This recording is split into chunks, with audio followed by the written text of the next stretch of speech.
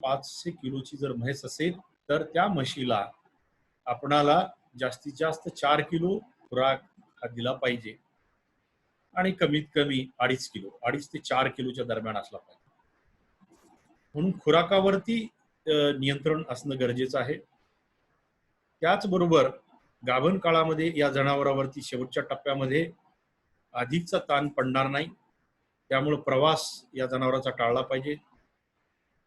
त्याचबरोबर अशा जनावरांना हलका व्यायाम हा मिळाला पाहिजे आणि त्यासाठी मुक्त गोठा हा नेहमीच चांगला असतो, ज्यामध्ये की जनावराला सातत्याने फिरण्यात येतं आणि व्यायाम हा मिळत असतो. या जनावरांचं उष्णतेपासनं आणि थंडीपासनं संरक्षण होण्याच्या दृष्टीनं गोठा व्यवस्थापन असलं पाहिजे. आणि सर्वात पुढे जाऊन काही महत्वाच्या ज्या गोष्टी आहेत त्यामध्ये जीवनसत्वाचा पुरवठा हा आपल्या हातात आहे, तो सातत्याने नियमितपणे करणे गरजेचं आहे.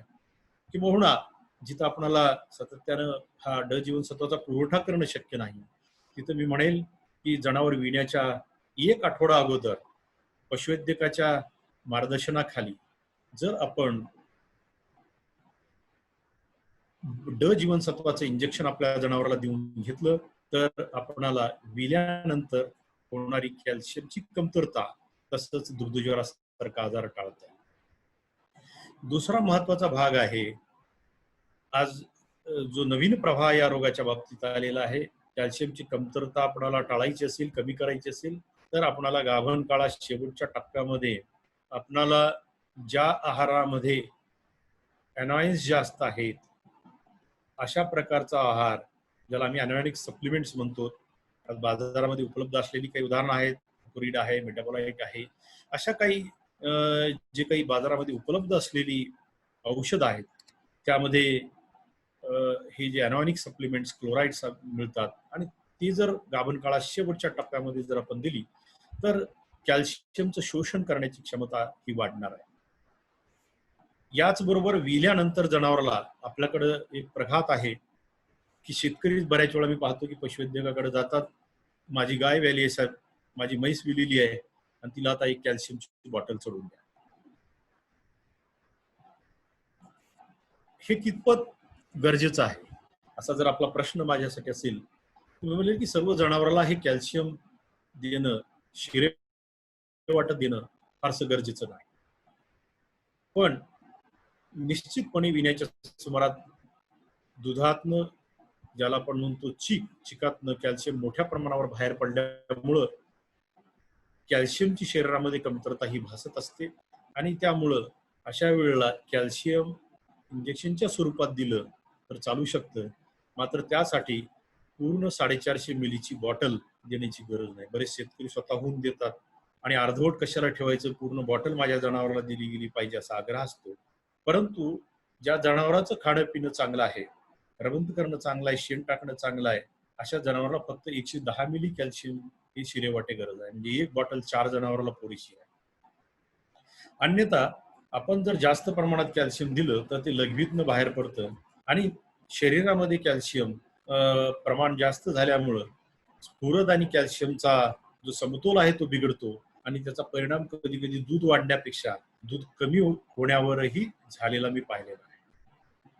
याला उत्तम असा पर्याय आहे तो म्हणजे स्नायूतून द्यायची जी इंजेक्शन आहे, ते पशुवैद्यकाच्या सल्ल्याने, आम्ही ज्याला डायक्वाटॉनिक प्रिपरेशन म्हणतो, ती पशुवैद्यकाच्या सल्ल्याने आठवड्यात 3 इंजेक्शन जर देऊन घेतली, मॅकॅलविट, सॅन्कॅलविट, कॅल्डिक्युअल यासारखी इंजेक्शन आहेत, ते आमच्या पशुवैद्यकाच्या मार्गदर्शनाखाली जर 15-15 मिली आठवड्यात 2 दिवसाच्या अंतरानं 3 इंजेक्शन जर देऊन घेतली तर कॅल्शियमचं प्रमाण रक्तामध्ये कायम राहील, 8 दिवस व्यवस्थित राहील आणि जीवनसत्व मिळेल आणि त्यामुळं कॅल्शियमची कमतरता भासणार नाही.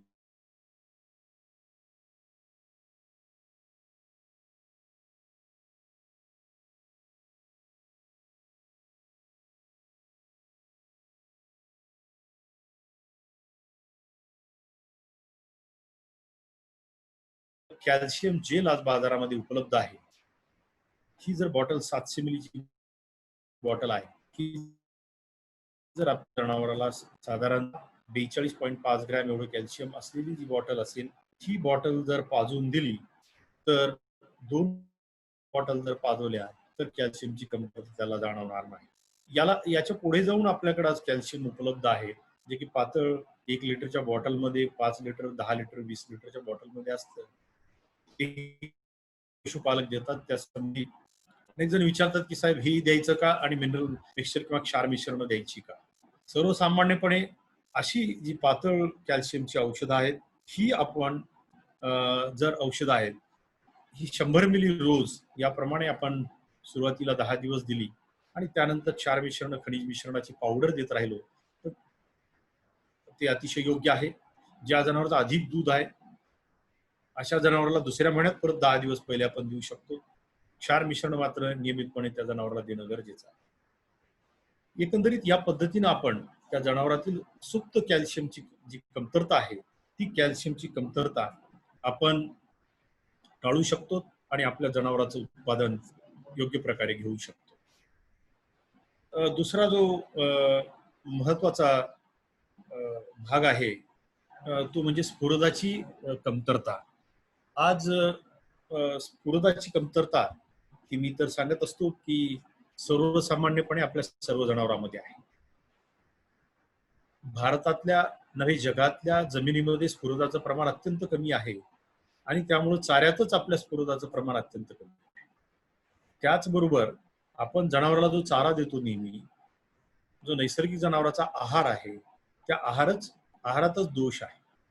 मानवाला जो आहार मिळतो, या आहारामध्ये स्फुरदाचं प्रमाण जास्त आहे, कॅल्शियमचं प्रमाण तुलनेनं कमी आहे आणि म्हणून माणसामध्ये कॅल्शियमची कमतरता होते.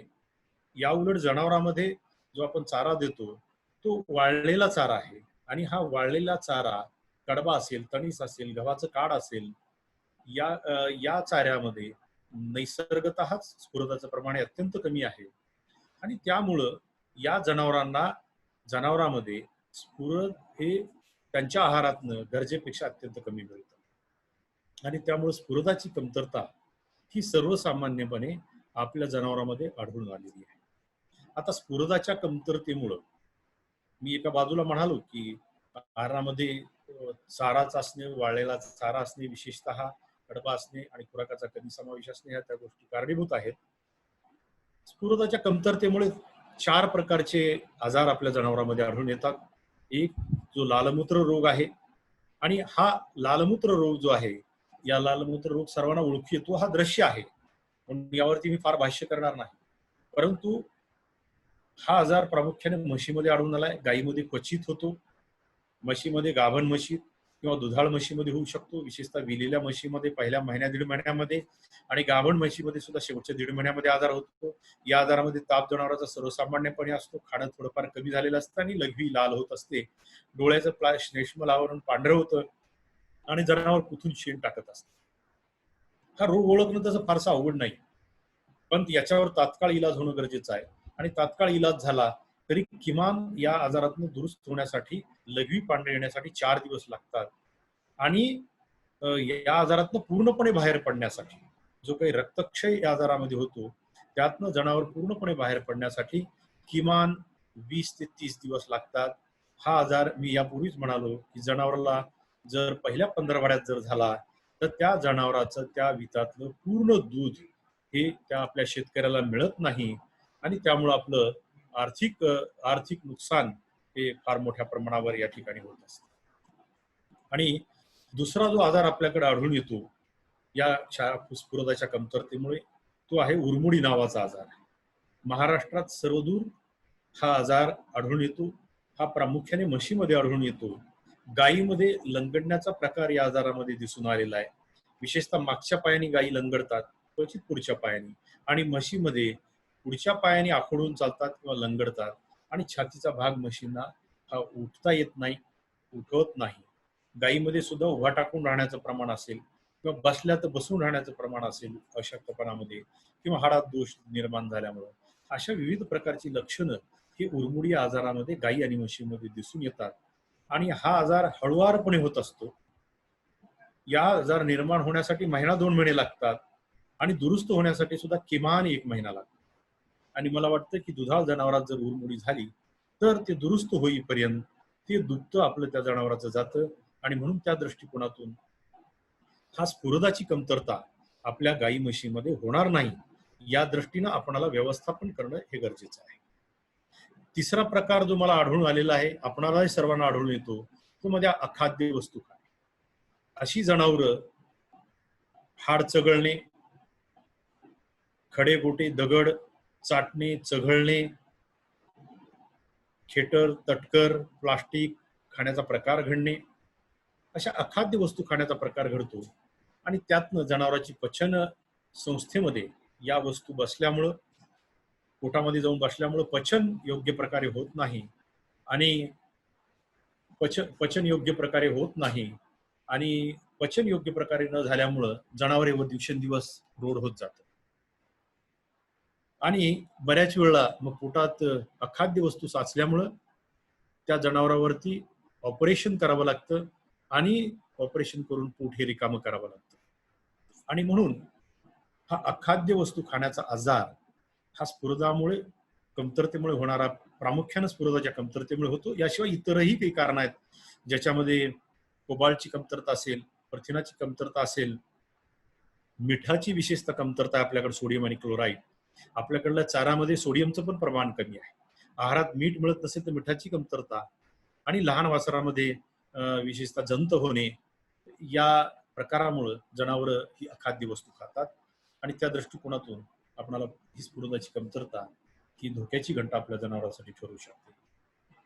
चौथा आणि महत्वाचा जो प्रकार, महत्वाचा जो प्रकार स्फुरदाच्या कमतरतेमुळे घडतो, त्यामध्ये स्फुरदाची सुप्त अशा स्वरूपाची कमतरता होणे.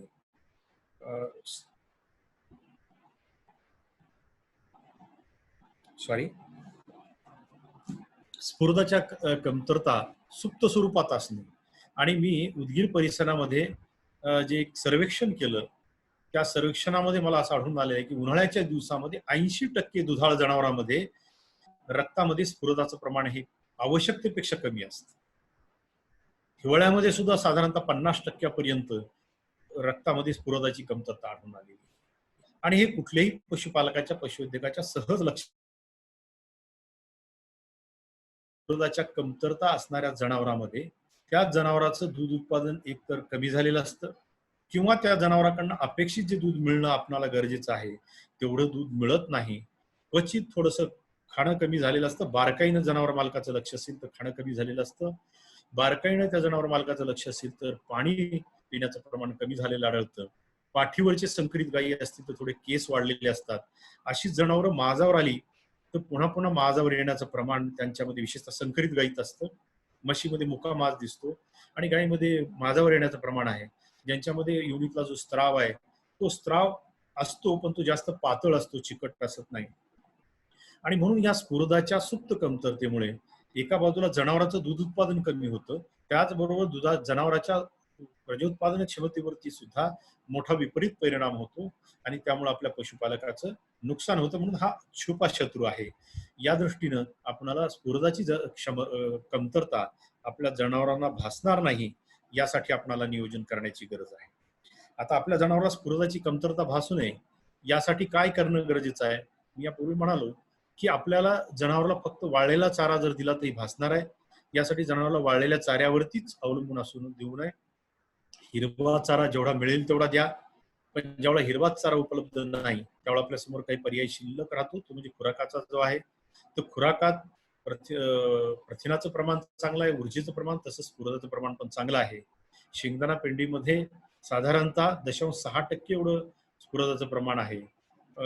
आपल्या मक्यामध्ये सुद्धा 0.4% पर्यंत स्फुरदाचं प्रमाण चांगलं आहे. आणि म्हणून कडधान्य असो, डाळी असो, किंवा पेंडी किंवा ढेप असो, यामध्ये स्फुरदाचं प्रमाण हे अत्यंत चांगलं असल्यामुळं आपण जनावराला जर खुराक नियमित आणि योग्य प्रमाणात जर दिला तर जनावराला स्फुरदाची कमतरता भासणार नाही. पावसाळ्यामध्ये मुबलक हिरवा चारा मिळाल्यावर सुद्धा स्फुरदाची कमतरता भासेल. आणि तिसरी महत्वाची गोष्ट आहे की क्षार मिश्रण, खनिज मिश्रण हे नियमित दुधाच्या प्रमाणामध्ये त्या जनावरांच्या गरजेच्या प्रमाणात ही मिळाली पाहिजेत, तरी स्फुरदाची कमतरता भासणार. आणि या दृष्टीनं जर नियोजन केलं तर त्या जनावराला लालमूत्र रोग होणार नाही, उरमोडी होणार नाही, जनावर तटकर प्लास्टिक खाणार नाही, आणि त्याचबरोबर त्या जनावरांची प्रजनोत्पादन क्षमता आणि उत्पादन क्षमता ही टिकून राहील.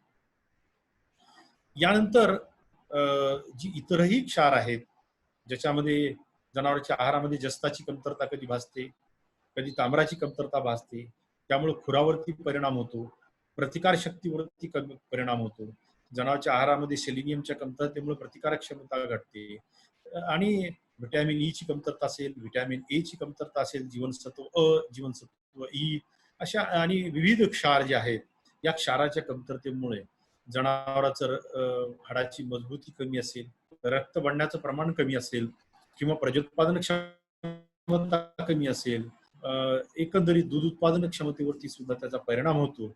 आणि सर्वात महत्वाचं मी पाहिलंय की जे सूक्ष्म मूलद्रव्य आणि जीवनसत्व आहेत यांच्या कमतरतेचे परिणाम जे आहेत हे सुप्तच असतात. अशा फार्मवरती जिथं क्षाराच्या मूलद्रव्याची कमतरता आहे, जी सूक्ष्म मूलद्रव्य आणि जीवनसत्व, अशा फार्मवरती दगडीचं प्रमाण वाढतं, खुराच्या आजाराचं प्रमाण वाढतं, सर्वसामान्यपणे आजारी पडण्याचं, जनावर आजारी पडण्याचं, ताप येणं असेल किंवा इतर आजार होण्याचं प्रमाण असेल हे वाढत असतं. कासदाह आणि गर्भाशयाचा दाह या आजाराचं प्रमाण सुद्धा अशा फार्मवरती अधिक दिसून आलेलं आहे. आणि म्हणून एकंदरीत क्षाराच्या कमतरतेमुळे जी आपल्या जनावरांमध्ये आजार होतात, जे कॅल्शियमची कमतरता असेल, स्फुरदाची कमतरता असेल, इतर मूलद्रव्याची कमतरता असेल किंवा जीवनसत्वाची कमतरता असेल, ही जर आपल्याला टाळायची असेल तर आपल्या जनावरांना खनिज मिश्रण ही नियमित आहारामध्ये देणं गरजेचं आहे. खनिज मिश्रण जर नियमितपणे आपल्या जनावरांना जर दिली तर निश्चितच ते आरोग्यदायी ठरणार आहे. मी पाहिलेलं आहे की आमच्या परिसरामध्ये ज्या देशी म्हशी आहेत, मराठवाडी म्हशी आहेत, अशा म्हशीमध्ये मी जो प्रयोग केला, त्यांना क्षार मिश्रणाची पावडर जर दररोज 10 ग्रॅम प्रति किलो प्रति 100 किलो वजनाप्रमाणे दिले तर उन्हाळ्याच्या दिवसात सुद्धा मला सरासरी 1 लिटर पर्यंत या आमच्या कमी दूध उत्पादन देणाऱ्या जनावरांमध्ये आढळून आलेलं आहे. आणि अर्धा ते 1 लिटर दूध जर आपणाला 1 छटाक रोज मिनरल मिक्सचर दिल्यामुळे वाढत असेल तर ते खूप फायदेशीर आहे. सुरुवातीला शेतकऱ्यांचं प्रबोधन करणं गरजेचं आहे आणि त्यांना जेवढा हा फायदा कळून येतो तेवढा निश्चितच क्षार मिश्रण हे त्यांच्या रोजच्या जनावरच्या आहारामध्ये अंतर्भाव करायला सुरुवात करतो. मला माहिती आहे की आज मला ऐकत असताना अनेक आधुनिक पद्धतीने पशुपालन करणारी जी शेतकरी मंडळी आहे ती क्षार मिश्रण, खनिज मिश्रण देत असणार आहेत, पण त्याचं प्रमाण सुद्धा हे अत्यंत महत्वाचं आहे. जनावराला दुधाच्या प्रमाणात खनिजाची गरज असते आणि ती भागली गेली पाहिजे. या खनिज मिश्रणाबरोबर या मिठाचा समावेश आहारात करणं गरजेचं आहे. दररोज किमान अर्धा छटाक मीठ त्या जनावरांच्या आहारामध्ये दिलं आणि किमान अर्धा छटाक म्हणेल की जी दूध न देणारी जनावर आहेत, ज्यांना आम्ही ड्राय अॅनिमल्स म्हणतो, धाकड जनावर आहेत, त्यांना सुद्धा अर्धा छटाक मिठाची गरज आहे. परंतु दुधातल्या जनावराला 50 ग्रॅम, 75 ग्रॅम, 100 ग्रॅम दुधाच्या प्रमाणामध्ये 6 ग्रॅम प्रति किलो प्रति लिटर दुधाप्रमाणे आपणाला खनिज मिश्रण ही वाढवली पाहिजेत. कारण मी अनेक फार्मवरती पाहिलोय की सर मी मिनरल मिक्सचर देतोय, मी जेवढा जातो आणि पाहतो तेवढा मी त्यांना म्हणत असतो की मिनरल मिक्सचर देता का? ते म्हणतात हो. किती देतात जेवढा प्रश्न विचारतो तेवढा ते सांगतात 30 ते 40 ग्रॅम देतो. आणि गाय दूध देणारी असते 25 लिटर, 30 लिटर, 35 लिटर, त्यावेळेला हे अर्धा छटाक जे खनिज मिश्रण आहे ते त्या जनावराला पुरेसं नाही. त्या प्रमाणामध्ये आपल्याला खनिज मिश्रण हे वाढवणं गरजेचं आहे. आणि साधारणतः जनावराला जे दूध देतं त्या 1 लिटर दुधातनं 1.2 ग्रॅम कॅल्शियम बाहेर पडत असतं. आणि एवढं देण्यासाठी, एवढं त्याला पुरवत मिळण्यासाठी आपल्याला किमान तेवढं तरी कॅल्शियम हे त्याला त्याच्या मिनरल मिक्सचर मधनं दिलं गेलं पाहिजे आणि त्या दृष्टीनं आपण खनिज मिश्रण द्यायचं निश्चित केलं पाहिजे. यानंतर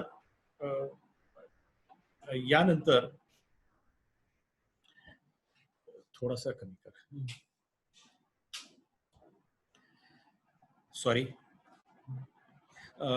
तर यामध्ये खनिज मिश्रणाच्या बाबतीत मी आपणाला बोलत होतो. मी केलेल्या काही प्रयोगामध्ये मला असं आढळून आलेलं आहे की ज्यावेळेला जनावराला खनिज मिश्रण आणि मीठ द्यायला आपण सुरुवात करतो त्यावेळेस त्या जनावराच्या एकंदरीत पाणी पिण्याचं प्रमाण हे वाढतं, चारा खाण्याचं प्रमाण वाढतं, म्हशीमध्ये कातडीवरचं तेज वाढतं, दूध उत्पादन साधारणतः 8 ते 15 दिवसामध्ये वाढल्याचं आढळून आलेलं आहे. जनावर तटकर प्लास्टिक खाणारी, खडे चघळणारी जनावरं हे एक 20 ते 25 दिवसामध्ये या गोष्टी बंद करतात आणि त्यामुळे एकंदरीतच या खनिज मिश्रण देण्याचे अतिशय उत्कृष्ट असे परिणाम आपणाला त्या जनावराच्या शरीर प्रकृतीवरती झाल्याचं आपणाला दिसून येतं. मी एक केलेला प्रयोग आहे की एक जनावर मालक माझ्याकडे ज्यावेळेला आला आणि त्यांनी म्हणाले की सर माझी ही म्हैस गेल्या 1.5-2 महिन्यामध्ये 3-4 वेळा हिला ताप आलेली आहे आणि ही सदा नेहमी नेहमी आजारी पडते. मी त्याला त्यावेळेस फक्त सांगितलं कुठलंही इंजेक्शन न देता 1 किलोचा एक खनिज मिश्रणाचा पुडा लिहून दिला आणि त्या व्यक्तीने त्याला सांगितलं की हे खनिज मिश्रण नियमितपणे तुम्ही 1 छटाक या म्हशीला द्या आणि याचे झालेले परिणाम मला एक 15-20 दिवसानंतर सांगा. तो माणूस थोडासा नाराज झाला. मी एवढ्या दुरून आलोय आणि सरांनी मला कुठलंही इंजेक्शन औषध न देता फक्त खनिज मिश्रणाची पावडर मला लिहून दिलेली आहे आणि तो थोडासा नाराजीने गेला. परंतु मी त्याला त्या पद्धतीने समजावलं होतं. तो व्यक्ती ज्यावेळेला खनिज मिश्रण त्यांनी चालू ठेवलं, एक 2-3 महिन्यांनी दुसऱ्या जनावराबरोबर मला भेटायला आला. त्यावेळेला त्यांनी मला सांगितलं की सर माझी म्हैस त्यानंतर अतिशय तंदुरुस्त झाली आणि आजारी पडलेली नाही. सांगण्याचं तात्पर्य एवढंच आहे की खनिज मिश्रणामुळं नुसतं दूध वाढत नाही, जनावर माझावर येत नाही, तर जनावराची प्रतिकारक क्षमता आणि शक्ती सुद्धा खूप चांगल्या प्रकारे वाढत असते.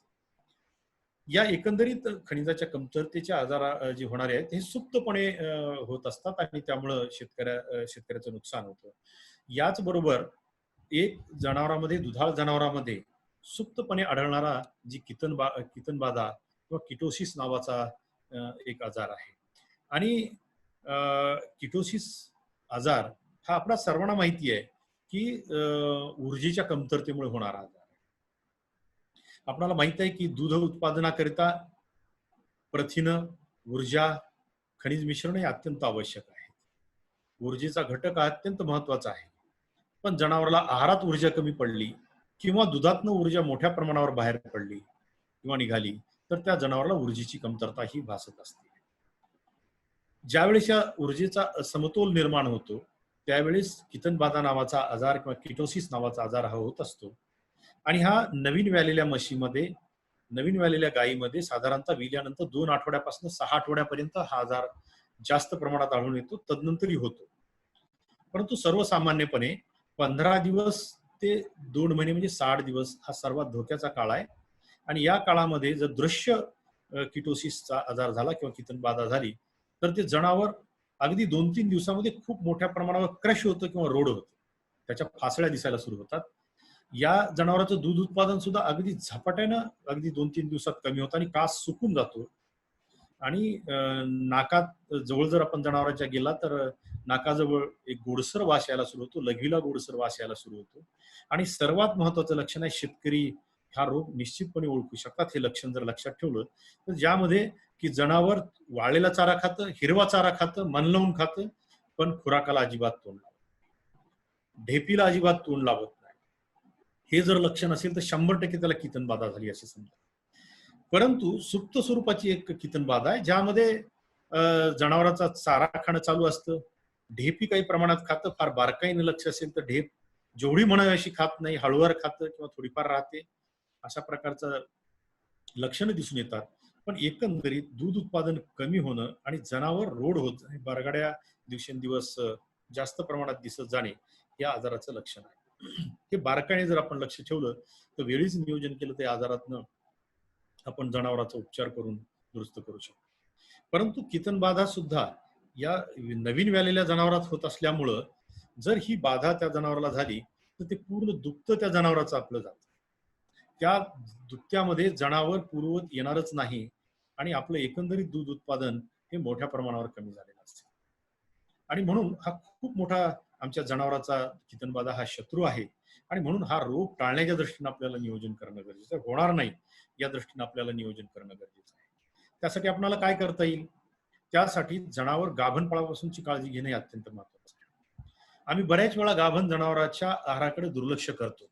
मी पाहिलं की अनेक चांगले शेतकरी सुद्धा ज्यावेळेला जनावर दूध देण्याचं बंद करतं त्यावेळेस त्या जनावराच्या खुराकाकडे दुर्लक्ष करतात. कारण त्यापासून दूध मिळत नसल्यामुळे फायदा कुठलाही नसतो आणि त्यामुळं शेतकरी खुराक देण्याच्या बाबतीत थोडीशी काटकसर करतात. परंतु मी सदैव सांगत असतो की आपला गोठा जर खऱ्या अर्थाने यशस्वी करायचा असेल, दूध व्यवसाय शाश्वत करायचा असेल, तर आपणाला गाभण काळात खुराक देणं हे गरजेचं आहे, जेणेकरून विताना जनावराची तब्येत जी आहे ही चांगली राहिली पाहिजे. काही लोक खूप जास्त खुराक देतात, हे अत्यंत दुर्मिळ आहे. 1-2% लोक असतील ज्यांच्यामध्ये की विण्याच्या सुमारास गायी आणि म्हशी अतिशय लठ्ठ असतात. त्या लठ्ठ असणं म्हणजे त्याची एकही फासळी दिसत नाही, तर हेही चुकीचं आहे. पण सर्वसामान्यपणे त्या जनावराची प्रकृती ही विण्याच्या सुमारास उत्तम असणं गरजेचं आहे, आणि ती प्रकृती उत्तम असेल तरच विल्यानंतर आपण त्या जनावरापासून अपेक्षित दूध आपल्याला मिळू शकतो. जनावरापासून मिळणारं दूध खऱ्या अर्थाने आपल्याला घ्यायचं असेल तर त्याची सुरुवात ही गाभण काळात होत असते. आणि म्हणून जो मालक गाभण काळात जनावराला खुराक चांगला देतो, त्याच मालकाकडे ती जनावरं विल्यानंतर दूध जास्त देतात. म्हणजे जनावराची दूध देण्याची क्षमता जरी चांगली असली तरी सुद्धा आपण जर गाभण काळात खुराक कमी दिला तर ते विल्यानंतर त्या जनावरापासून दूध हे आपल्याला कमी मिळतं. सर्वसामान्यपणे गायीच्या कासेमध्ये म्हटलं जातं की 500 कोटी पेशी आहे. या जगाची लोकसंख्या 7 अब्जाच्या आसपास आहे, तर 500 कोटी पेशी ह्या गायीच्या कासेत आहेत. आणि यातल्या साधारणतः 42 ते 43% पेशी या गाभण काळात तयार होतात. 10 ते 11% बाळकास असतो, आणि विल्यानंतर उरलेल्या 46 ते 47% पेशींची ही वृद्धी होत असते. म्हणजे गायीचा अर्धा कास हा विण्याच्या अगोदर बनत असतो. आणि म्हणून गायीचा कास चांगला बनवायचा असेल आणि विल्यानंतर दूध जास्त पाहिजे असेल तर गाभण काळात खुराक देणं, आणि तिच्या शरीर पोषणाकरताचा 1.5 किलो असेल, आणि शेवटच्या टप्प्यात 1.5 महिन्यामध्ये जो 1.5 किलो जादाचा खुराक असेल हा देणं अत्यंत त्या जनावराला गरजेचं आहे, जेणेकरून आपल्याला चांगलं वासरूही मिळेल आणि भविष्यात आपल्या फार्मवरती एक चांगली गाय आपल्याला तयार करता येईल.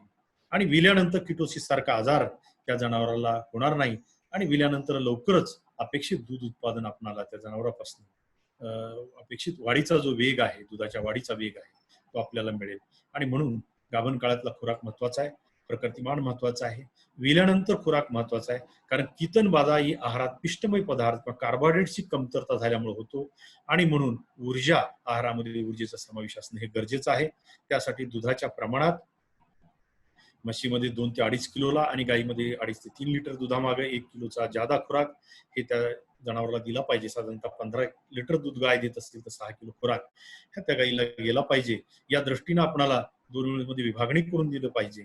बऱ्याच वेळा पशुपालक गाय कमी खुराकामध्ये दूध देत असेल, म्हैस कमी खुराकामध्ये दूध देत असेल तर खुराक द्यायचं वाढवायचं टाळतात, आणि वाढवायचा खुराक टाळल्यामुळं काही काळ जनावर निश्चित दूध देतं, स्वतःची हाडं झिजून, रक्त झिजून, शरीर झिजून ते जनावर हे दूध देण्याचं काम चालू ठेवतं. मात्र 3 ते 4 आठवड्यांनी जनावराच्या शरीराची पूर्ण झीज होते, आणि झीज झाल्यानंतर मग ते जनावराचं दूध उत्पादन मोठ्या प्रमाणावर कमी होतं. आणि अशा वेळेला ज्यावेळेला पशुवैद्यकाकडे शेतकरी आमच्याकडे येतात त्यावेळेस मग त्यांची सर्व तयारी असते की साहेब माझी गाय रोड झाली, माझ्या गायीचं दूध एकदम कमी झालंय, 25 लिटरची गाय 5 लिटरवर आली आहे, आणि आता औषध उपचार करा आणि हिला दुरुस्त करा, आणि ही पूर्वज झाली पाहिजे, किती खर्च आला तरी चालेल, मी पैसे द्यायला तयार आहे, खर्च करायला तयार आहे. परंतु माझं शेतकरी बांधवांना या ठिकाणी मी प्रांजळपणे सांगू इच्छितो की जगात असं कुठलंही औषध नाही आणि असा कुठलाही तज्ज्ञ नाही की जो किमती भारीची औषधं देऊन तुमच्या गाईचं दूध हे अगदी झटपट वाढवू शकतात. कारण या अवस्थेमध्ये आपण जर सल्ला आमचा राहील की खुराक द्या, आणि खुराक द्यायला सुरुवात केल्यानंतर पहिल्यांदा शरीर भरून येईल, जनावर तयार व्हायला सुरुवात होईल, आणि मग दुधाकडे जायला सुरुवात होईल, आणि हे दुग्ध पूर्णतः शेतकरी मुकलेला असेल. याचा काही उपयोग झाला तर गाय पुन्हा माझावर यायला उपयोग होईल, आणि गाभण काळात तंदुरुस्त राहून पुढल्या वितात उपयोग होईल. पण ते वीत पूर्णतः गेलेलं असेल, आणि म्हणून शेतकरी बांधवांनी खुराकाच्या बाबतीत अजिबात काट कसर करू नये. विलेल्या जनावराला विल्यानंतर दुधाच्या प्रमाणात खुराक जर आपण देत राहिलो तर ते जनावर अशक्त होणार नाही, रोड होणार नाही, ते जनावर वेळेवर माझावर येईल, आणि अगदी 1.5 महिन्याला त्या जनावरापासून अगदी सर्वाधिक दूध आपल्याला मिळेल, आणि ते आपल्याला 4 ते 5 महिन्यापर्यंत त्या दुधाच्या जनावराचं अपेक्षित अधिकचं दूध हे आपल्याला मिळेल. आणि कीतन बाधा ही जी सुप्त सुद्धा कीतन बाधा होणार नाही, दृश्य तर होणारच नाही, सुप्त पण कीतन बाधा त्या जनावराला होणार नाही. आणि म्हणून या आहाराचं नियोजन अत्यंत महत्वाचं आहे. ज्या अधिक दूध देणारी जनावर आहेत त्यांच्या आहारामध्ये आपण चांगल्या प्रकारच्या चाऱ्याचा समावेश असणं गरजेचं आहे आणि जेणेकरून त्या जनावराच्या त्या जनावराला ऊर्जा ही अपेक्षित, त्या जनावराला ऊर्जा मिळेल आणि ऊर्जा मिळाल्यामुळं अगदी दूध उत्पादन सुद्धा आपणाला चांगलं मिळेल. चांगल्या दर्जाचा चारा ह्या त्या काळात मिळणं गरजेचं आहे. अशी काही जनावरं मी पाहिलेली आहेत, अनुवंशिक दृष्ट्या अधिक दूध देणारी आहेत. त्यांची कॅपॅसिटी दूध देण्याची खूप जास्त आहे, क्षमता जास्त आहे, परंतु पोटाची क्षमता कमी आहे आणि पोटाची क्षमता कमी असल्यामुळं या जनावराच्या खाणं कमी असल्यामुळं त्यांची प्रकृतिमान घटत जातं आणि अपेक्षित दूध त्यांच्यापासून मिळू शकत नाही. ते मिळवायचं असेल तर या जनावराला दिवसात वेळोवेळी चांगल्या प्रकारचा चारा हा विशेष या जनावराला टाकणं गरजेचं आहे, जेणेकरून त्यांच्या शरीरामध्ये त्यांच्या शरीराची ऊर्जेची गरज त्यांची भागवली जाईल. अतिशय कठीण काळामध्ये किंवा अशा जनावराला अधिक दूध देण्याच्या काळामध्ये आपण आहारातनं काही औषधं आहेत, ज्याला आपण अन्नद्रव्यच म्हणूया, फीड सप्लिमेंट्स आहेत. आज बाजारामध्ये अनेक कंपन्यांची उपलब्ध झालेली ही आहेत, ज्याच्यामध्ये प्रोपालिन ग्लायकॉल किंवा सोडियम प्रोपियोनेट, ज्याला आम्ही प्रोपियोनेट प्रिकर्सर्स असं म्हणतो, तर ते अनेक कंपन्याची बाजारामध्ये उपलब्ध आहेत. त्याच्यात निकोटॅनामाइड पण आहे. तर अशी दोन्ही असलेली प्रोपियोनेट प्रिकर्सर्स विथ निकोटिनामाइड असलेले अनेक 1 लिटरच्या बॉटल बाजारामध्ये मिळतात.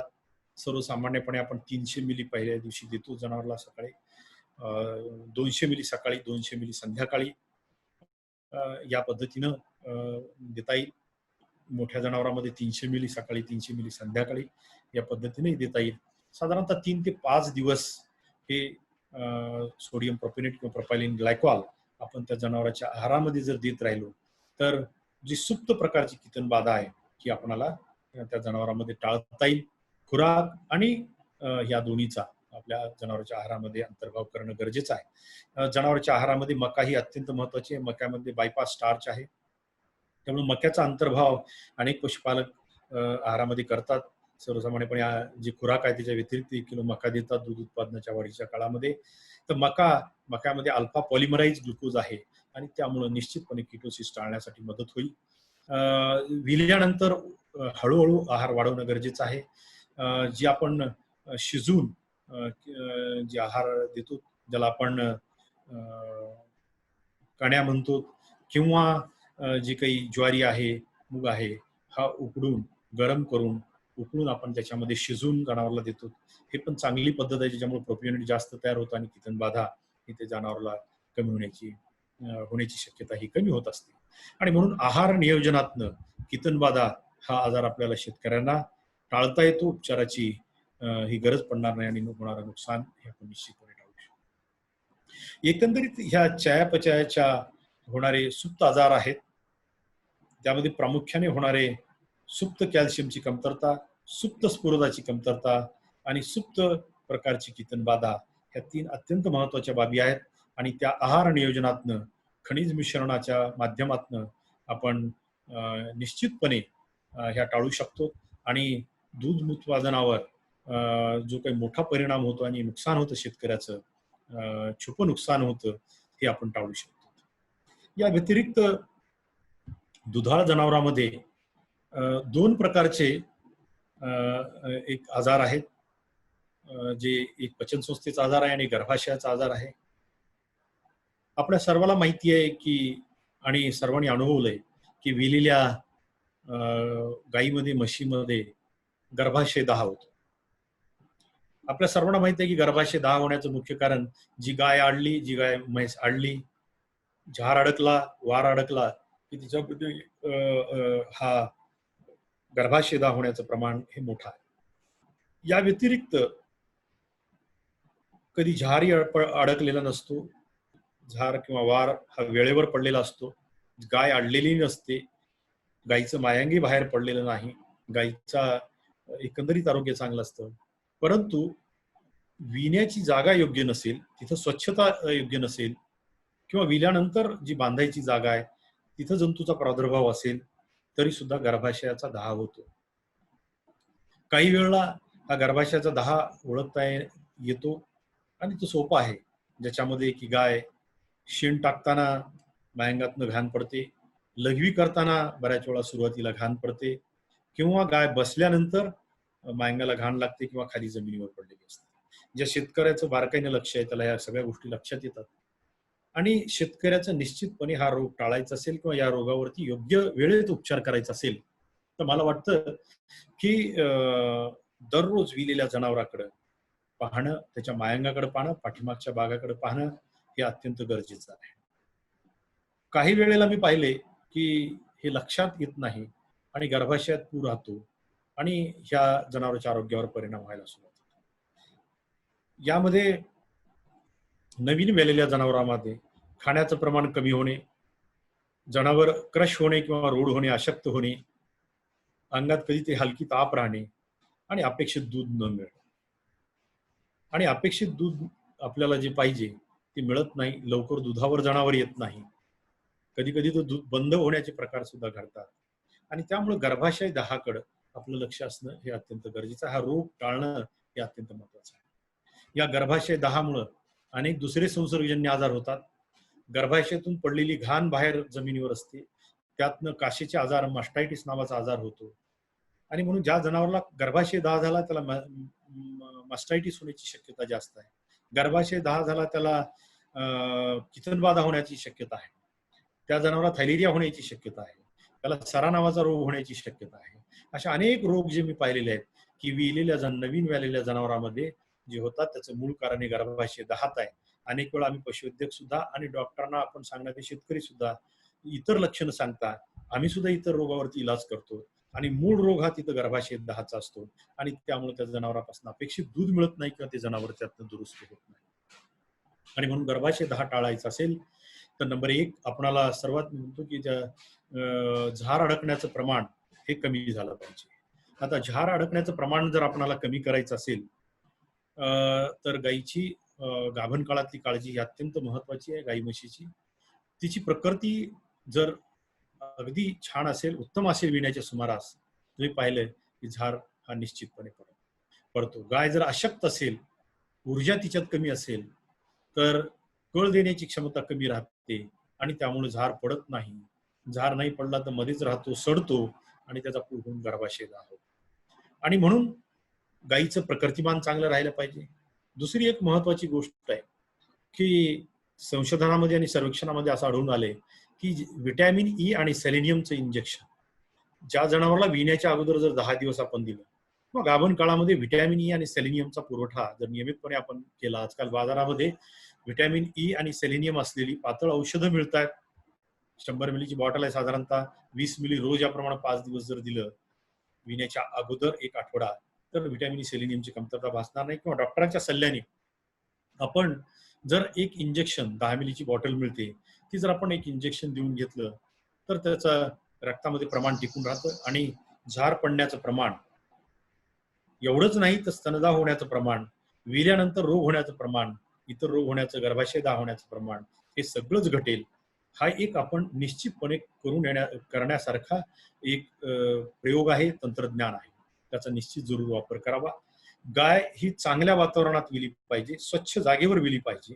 विल्यानंतर गायीच्या मायंगाची आणि ही स्वच्छता ही ठेवली गेली पाहिजे, तिची काळजी घेतली पाहिजे.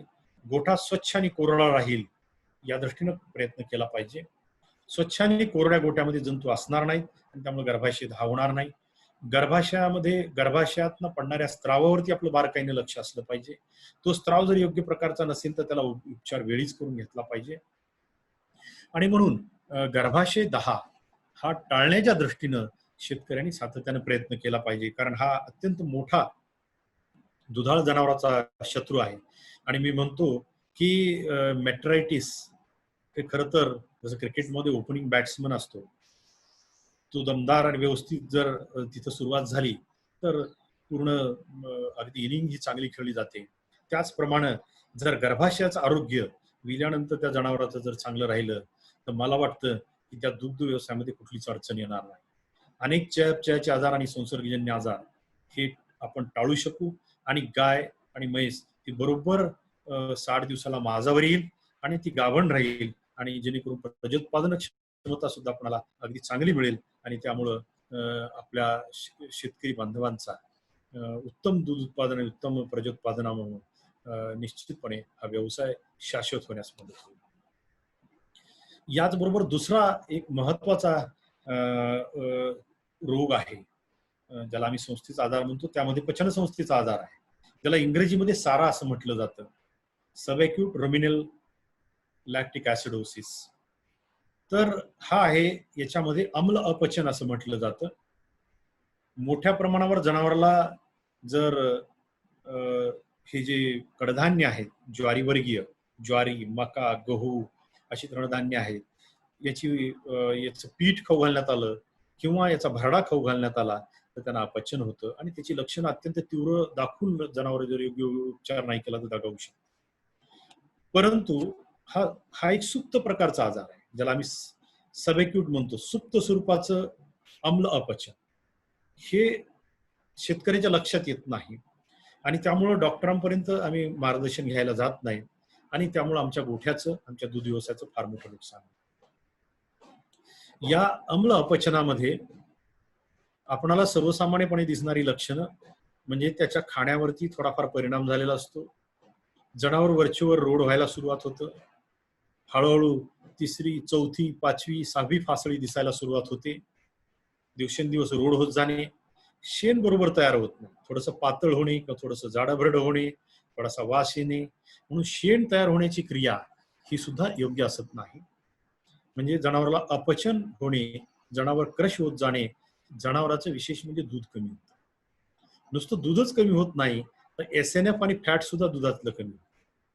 म्हणजे आमच्या दुधाच्या उत्पादनावर आणि दुधाच्या गुणवत्तेवरती या रोगामुळे खूप मोठा परिणाम आहे आणि म्हणून या रोगाकडे आपण लक्ष दिलं पाहिजे आणि हे शेतकऱ्यांनी बारीक लक्ष ठेवलं पाहिजे आणि यासाठी शेणावर लक्ष असणं गरजेचं आहे.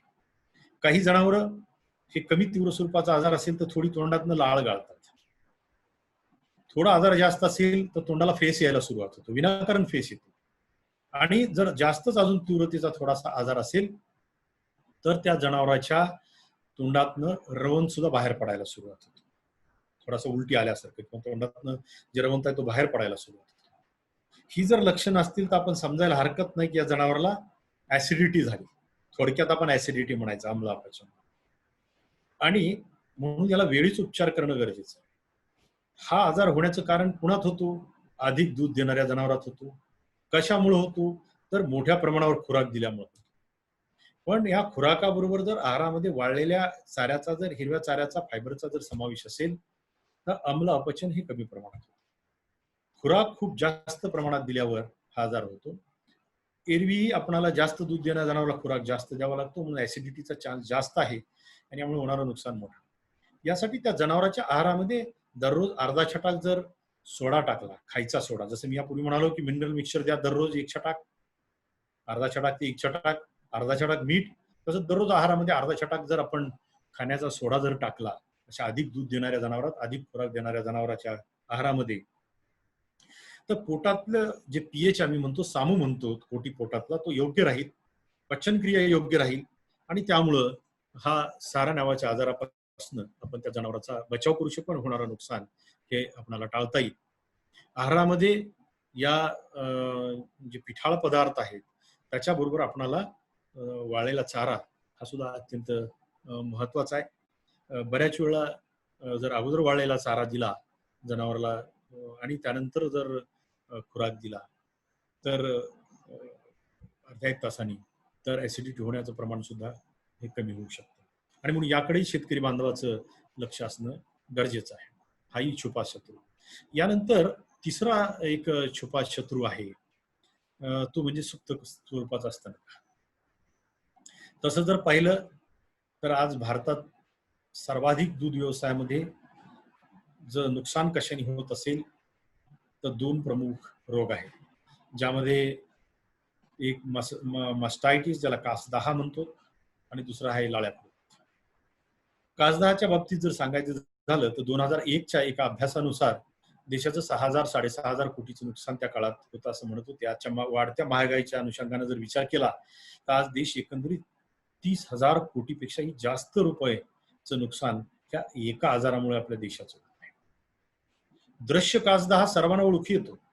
दृश्य आणि सुप्त असे 2 प्रकार आहेत. दृश्य कासदाहा प्रत्येक शेतकऱ्याला ओळखता येतो आणि ते डॉक्टरांकडे जातात तशा वेळेला. काशीला सूज आहे, सडाला सूज आहे, अंगात ताप आलेला आहे, कधी दुधात रक्त येते, दुधात गुठळ्या येत आहेत आणि दूध पातळ होते. ह्या सगळ्या गोष्टी त्या शेतकऱ्यांच्याच लक्षात येतात. त्यामुळे त्या वरकणी आपल्याला दिसून येतात. तसा हा जो क्लिनिकल मास्टायटिस आम्ही म्हणतो, हा प्रमुख शत्रू आहे. पण त्याहूनही मी तुम्हाला सांगेल की छुपा शत्रू हा सुप्त स्तनदा आहे. या दोन्हीचे, दृश्य आणि सुप्त स्तनदाहाचे कारणही सारखीच आहे. कारण काय आहेत की दोन्ही रोग जंतुजन्य आहेत. याच्यामध्ये स्ट्रेप्टोकोकाय नावाचा जंतू आहे, स्टेफायलोकोकाय, इकोला, हे 3 जीवाणू आहेत प्रामुख्याने. याशिवाय इतरही अनेक जीवाणू आहेत, पण ते हे 3 प्रमुख जीवाणू आहेत. या 3 प्रमुख जीवाणूमुळे हा आजार आपल्या जनावरांमध्ये आढळून येतो. काही जीवाणू काशीत आहेत, काही जीवाणू हे काशीत आहेत आणि एका जनावरापासून दुसऱ्या जनावराला संसर्गाने पळतात, काशीत आणि कासेवर. दुसरे जे आहेत इकोलाय सारखे जंतू आहेत, हे जंतू वातावरणात आहेत, म्हणजे जनावरांच्या गोठ्यात आहेत, परिसरात आहेत आणि तिथून त्याचा फैलाव. हे यासाठी सांगतोय की या रोगाचं नियंत्रण करताना आपल्याला 2 ठिकाणी काम करणं गरजेचं आहे, गाईचा कास आणि गाईचा गोठा. आता हा सुप्त स्तनदाह आहे. या सुप्त स्तनदाह ओळखायचा कसा? दृश्य तर ओळखू येतो, सुप्त ओळखायचा कसा? तर या सुप्त स्तनदाहामध्ये किमान 10 ते 15% दूध कमी होतं, काही वेळा तर 25% दूध कमी होतं. म्हणून दूध कमी झालं, एकाच वेळा अनेक जनावरांचं दूध कमी होऊ शकतं. मी तुम्हाला सांगतो की दृश्य कासदाह होण्याचं प्रमाण 10 ते 15% असेल एखाद्या फार्मवरती. तर हा सुप्त स्तनदाह जो आहे, हा सुप्त स्तनदाह होण्याचं प्रमाण हे अनेक फार्मवरती 50%, 60%, 65% हे आढळून आलेलं आहे. हे ज्या ज्या गोठ्यातल्या व्यवस्थापनावरती ह्या सगळ्या गोष्टी अवलंबून आहेत. आणि म्हणून या आजाराकडे आपणाला लक्ष देणं गरजेचं आहे. आता या जंतू बरोबरच काय कारण आहेत आजार होण्याची? गोठ्यातली अस्वच्छता, काशेची अस्वच्छता, दूध काढणाऱ्याच्या अस्वच्छता, जनावराची प्रतिकारक क्षमता, जनावराचा आहार, अशा अनेक गोष्टी आहेत ज्या की या रोग होण्यास कारणीभूत ठरत असतात. ह्या रोगामधली लक्षणं जर आपण विचाराल मला, तर त्यामध्ये प्रमुख जे लक्षण आहे त्यामध्ये दूध उत्पादन कमी होणे मी सांगितलं, पण त्याचबरोबर त्या जनावराच्या दुधात फॅटचं प्रमाण हे कमी झालेलं असतं, एसएनएफ पण कमी झालेला असतो आणि त्यावेळेला शेतकऱ्यांची तक्रार असते की दुधाला फॅट लागत नाही, एसएनएफ कमी झालाय, भाव कमी लागू लागलेला आहे. काही जणांच्या तक्रारी मी पाहिलेल्या आहेत. मला 2 दिवसापूर्वीच फोन आला होता की सर, जनावर तर आता दुधात आहे, माझ्यावर पण आलं नाही, गाभण पण नाही, माझ्या जनावराचं दूध खारट लागायला सुरू. मी अशा अनेक जनावर पाहिलेत की विल्यानंतर चिकाचं खरवस होतं, ते 4-5 दिवसापर्यंत होतं. पण माझ्याकडे अशा अनेक लोक आलेले आहेत की सर, आज गाय विऊन 8 दिवस झाले, 10 दिवस झालेत, पण तिचं दूधच बनत नाहीये, तिचं रोजच दूध गोठतंय. तर हे सगळे प्रकार आहेत. कधी कधी दुधाला थोडासा वास येतो, आंबटपणा येतो. तर ह्या सगळ्या या तक्रारी ज्या आहेत, या सुप्त स्तनदाहाशी निगडीत अशा तक्रारी आहेत आणि ह्या ओळखणं आपल्याला गरजेचं आहे. आता सुप्त स्तनदाह टाळायचा असेल तर आपल्याला काय केलं पाहिजे? सर्वात महत्वाची जी गोष्ट आहे ती मला वाटतं की दूध काढण्याची पद्धत आहे. आता नवीन पशुपालक, आधुनिक पशुपालक सर्वजण आता अगदी मुठीत घेऊन स्तन दूध काढतात, अंगठ्याचा वापर करत नाहीत. अत्यंत योग्य पद्धत आहे. नंबर 2, याच्यामध्ये मिल्किंग मशीनचा वापर करतायत, अतिशय उत्तम.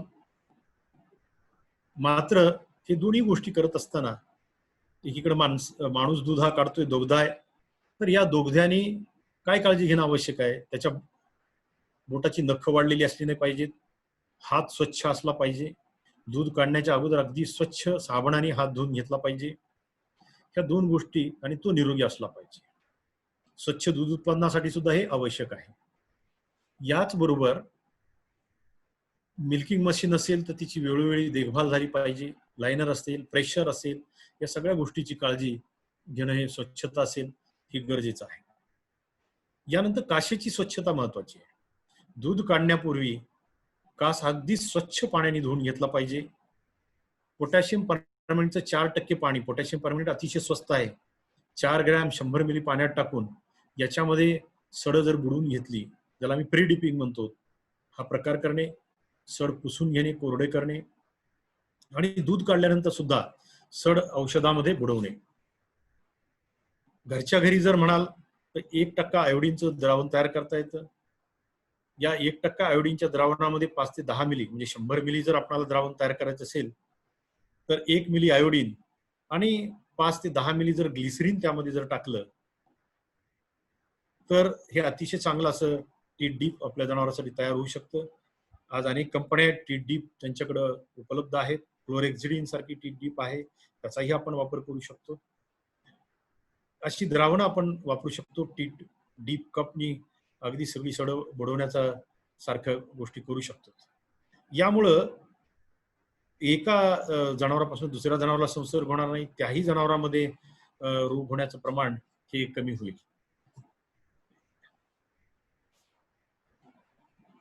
तर या दृष्टीनं आपणाला काम करणं गरजेचं आहे. आता या सुप्त स्तनदाहाच्या बाबतीत आणखी एक महत्वाची जी गोष्ट आहे ती गोठ्याच्या बाबतीतची गोष्ट आहे. गोठ्याची महत्वाची गोष्ट आहे, कारण गोठ्याची स्वच्छता ही अत्यंत महत्वाची आहे. गोठ्यामुळे गोठ्याचा पृष्ठभाग हा खडबडीत असला नाही पाहिजे आणि खडबडीत जर असेल तर त्या काशेला इजा होण्याची शक्यता आहे आणि यासाठी खडबडीत गोठा हा चांगला नाहीये. गोठ्यामध्ये मॅट असेल, रबर मॅट टाकली असेल तर त्या रबर मॅटची स्वच्छता ही सुद्धा अत्यंत महत्वाची आहे. नाहीतर रबर मॅट टाकलेली आहे आणि गोठ्याचं स्वच्छता होत नसेल, धुतला जात नसेल तर तेही चुकीचं आहे. परंतु सर्वात चांगलं म्हणजे तो आहे मुक्त गोठा. मुक्त गोठ्यामध्ये जर जनावर आपण ठेवली तर मला वाटतं की मुक्त गोठ्यामध्ये सदैव गोठा हा कोरडा राहतो.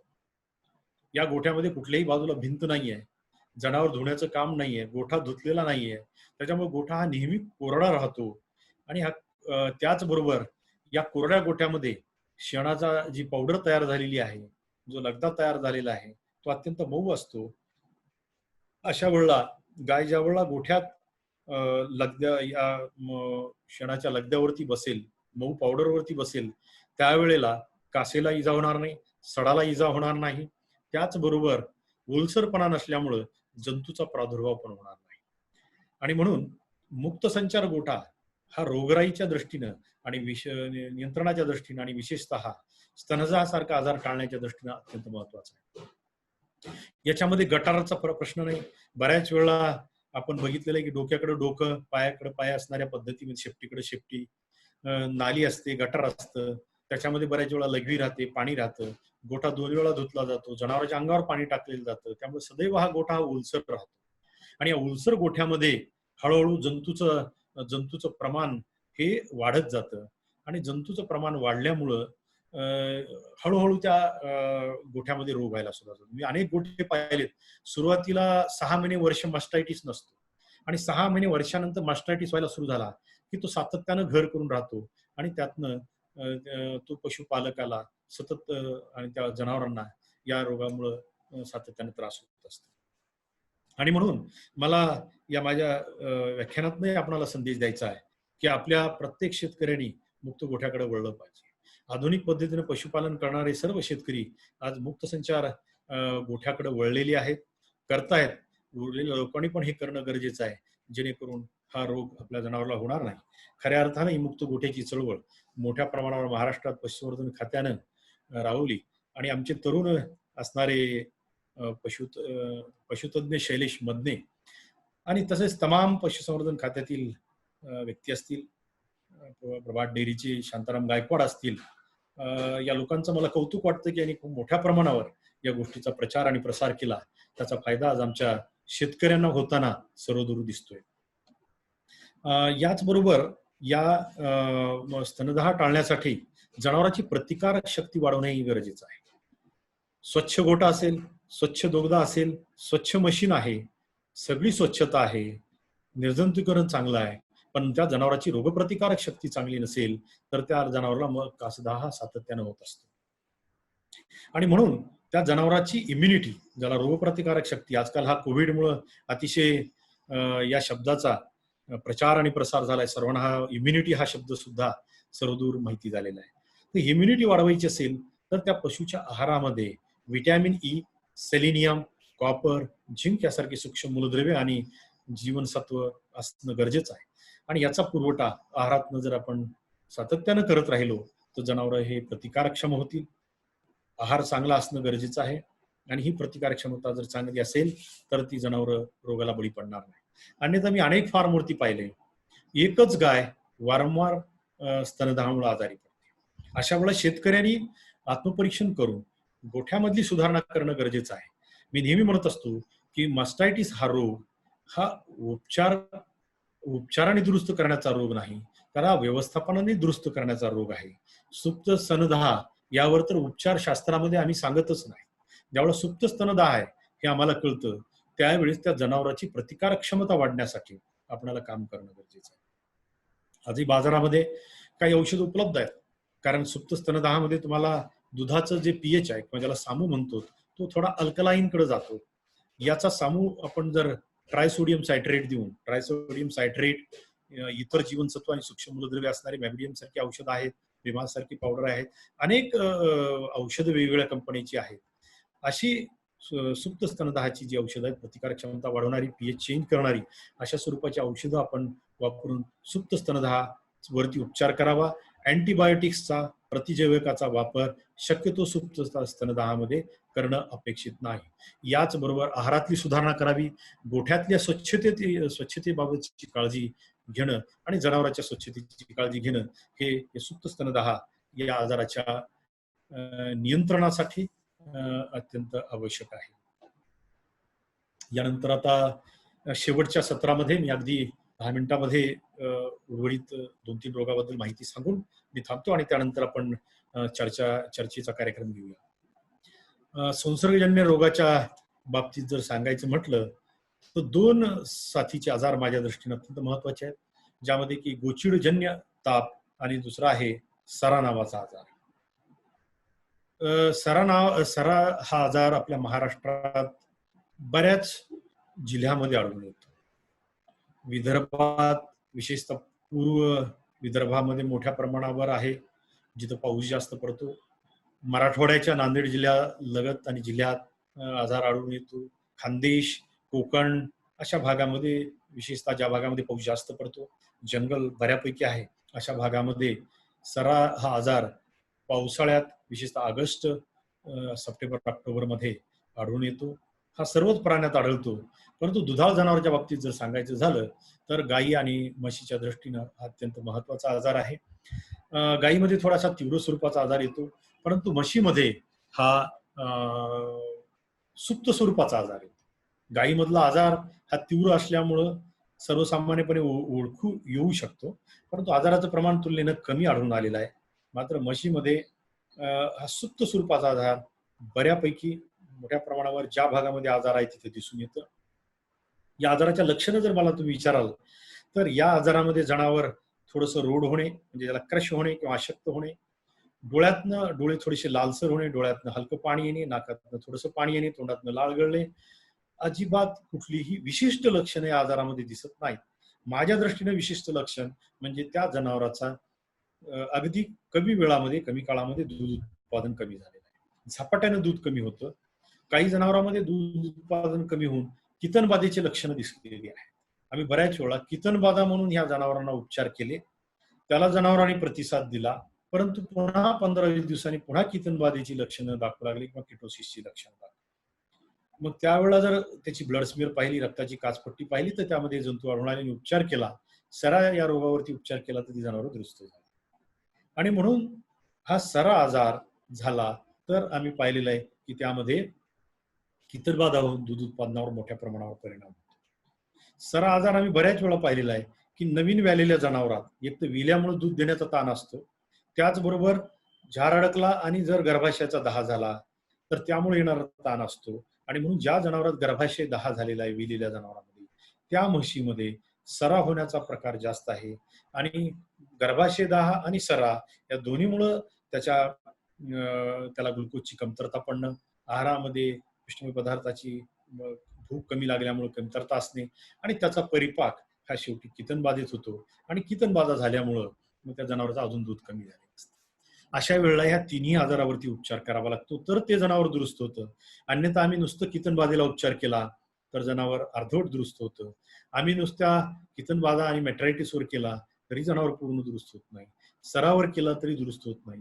एकाच वेळेला तिन्ही रोगावरती आपणाला इलाज जर केला, उपचार केला तर ते जनावर त्यातनं दुरुस्त होऊ शकतं आणि होणारं नुकसान आपण टाळू शकतो. माझ्या दृष्टीने हा रोग होऊ नये या दृष्टीने आपण काळजी घेणं गरजेचं आहे. या रोगाचा प्रसार टॅबॅनस नावाच्या माशीमुळं, ह्या चावणाऱ्या माशीमुळे होतो.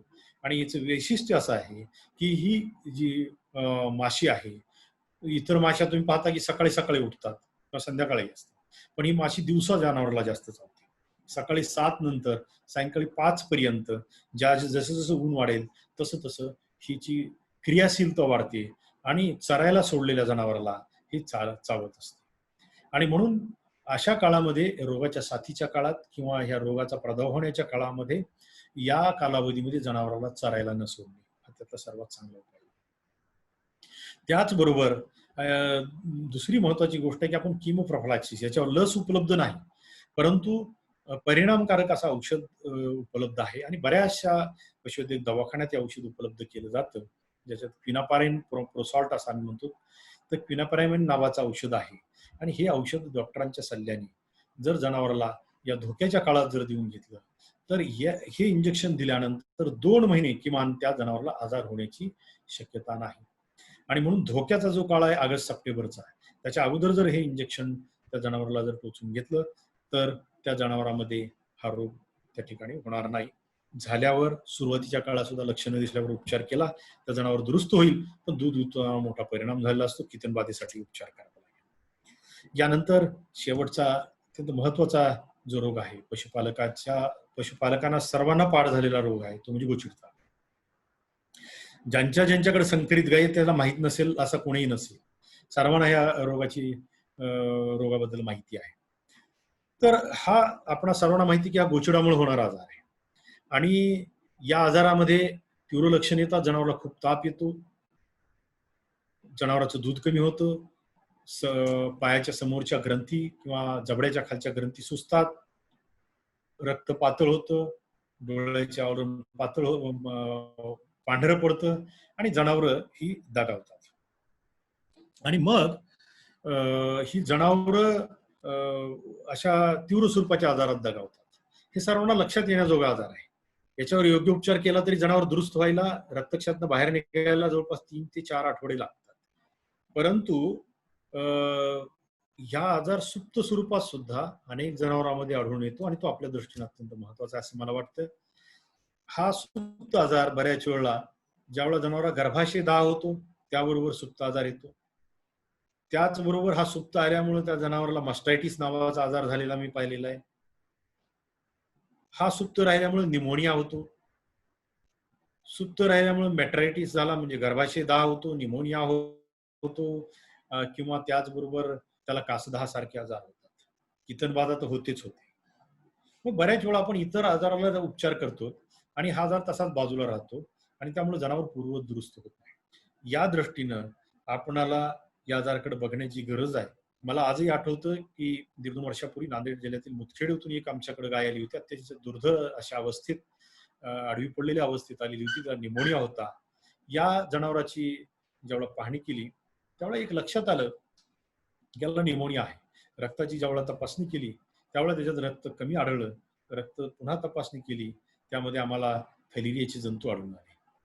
तुम्हाला मी सांगतो की त्या जनावराला निमोनिया होता, त्या जनावराला कास सुजलेली होती, त्या अगोदर काशीच्या आजारासाठी उपचार चालू होता. मला टेलिफोनिक ज्यावेळेला बोललं गेलं त्यावेळेला मी निमोनियाचाही उपचार सांगितला.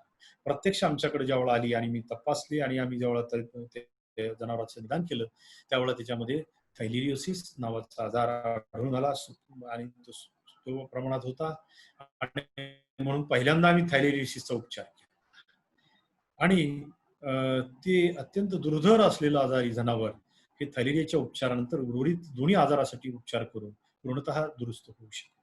सांगण्याचं तात्पर्य आहे की या सुप्त अशा गोचिड तापाकडे दुर्लक्ष आपलं होता कामा नये, ज्याच्यामुळं आपल्या जनावराची प्रतिकारक क्षमता कमी होते. आपल्या जनावराचं रक्त हे नेहमी कमी राहतं. रक्त कमी राहिल्यामुळे दूध उत्पादन कमी राहतं. अशी जनावरं माझावर पण येत नाहीत. अशा प्रकारचं संशोधन झालेलं आहे. आणि वंध्यत्व आणि सुप्त थायरॉइडिसिस याचंही याचे निगडीत असल्याचं ही आढळून आलेलं आहे.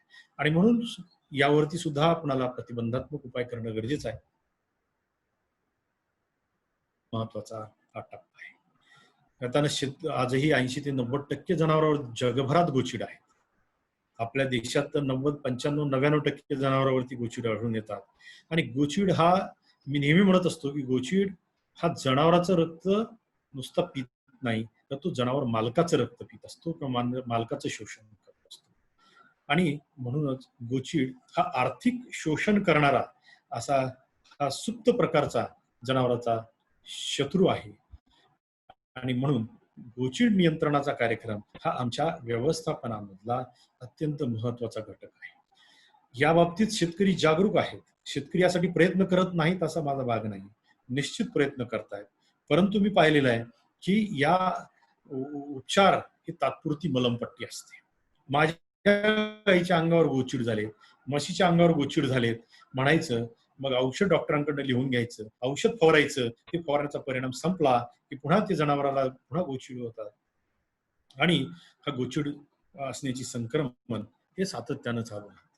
अशा वेळेला त्यांची मागणी असते की साहेब भारीचं औषध द्या, कुठलंही भारीचं औषध द्या, माझ्या जनावराचे गोचिड गेले पाहिजे, इंजेक्शन द्या, माझी जनावराचे गोचिड गेले पाहिजे. यासाठी खर्च करायला तयार आहेत.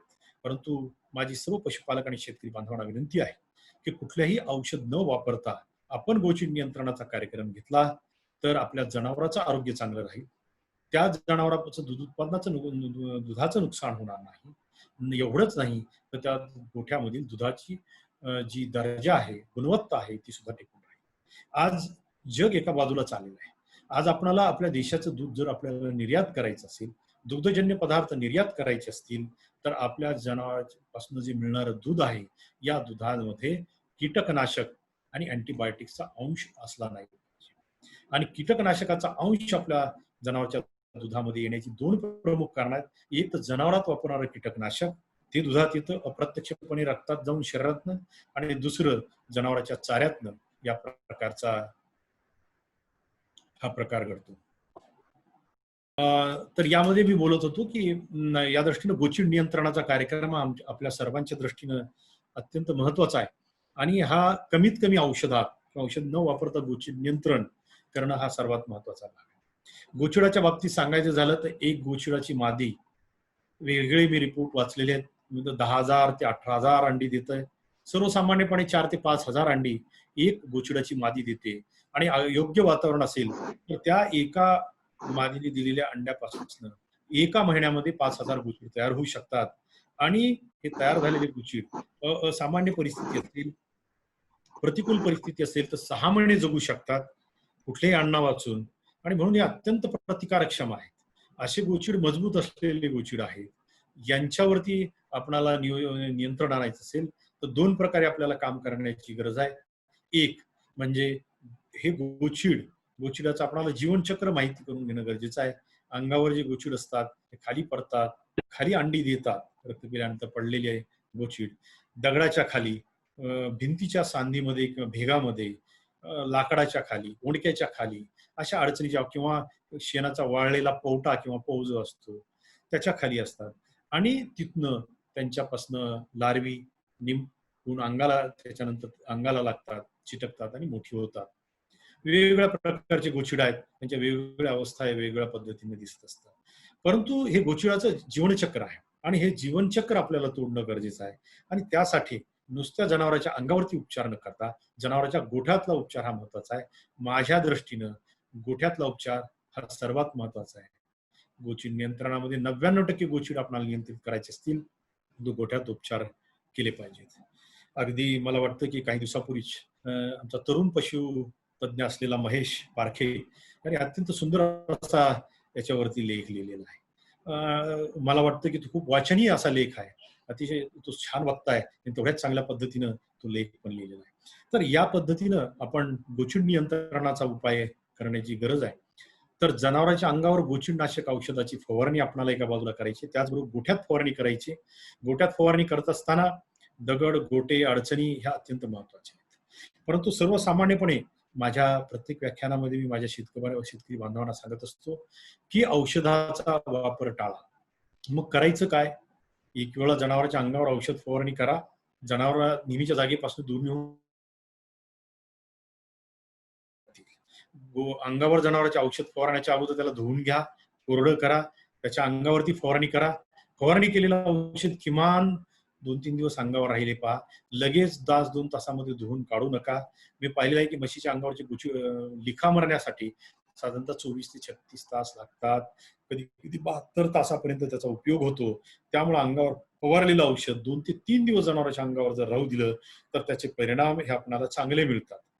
हे एका बाजूला झालं. दुसऱ्या बाजूला असं की गोठ्यातलं आपल्याला जर नियंत्रण करायचं असेल तर प्रमाण हे सुद्धा अत्यंत महत्वाचं आहे. ते वाढवून प्रमाणात औषध ते फवारलं गेलं पाहिजे. फवारणी करत असताना ज्या भिंतीच्या सांधी आहेत, भेगा आहेत, दगड आहेत, गोटे आहेत, साफसफाई करून तिथं फवारलं गेलं पाहिजे. पण याला मर्यादा आहे. जमिनीवर किती फवारणार, किती प्रमाणात फवारणार? गोचूड ऋतून बसलेले असतात, लपलेले असतात, तिथपर्यंत बऱ्याच वेळा औषध पोहोचत नाही आणि मग गोचूड मरत नाहीत आणि पुन्हा जनावरांच्या अंगाला गोचूड लागतात. सर्वात प्रभावी उपाय गोठ्यामध्ये असेल तर आडवी तिडवी लाकडं, कोंडकी, दगड, शिळा ह्या सगळ्या काढून टाका. गोठा स्वच्छ करून घ्या.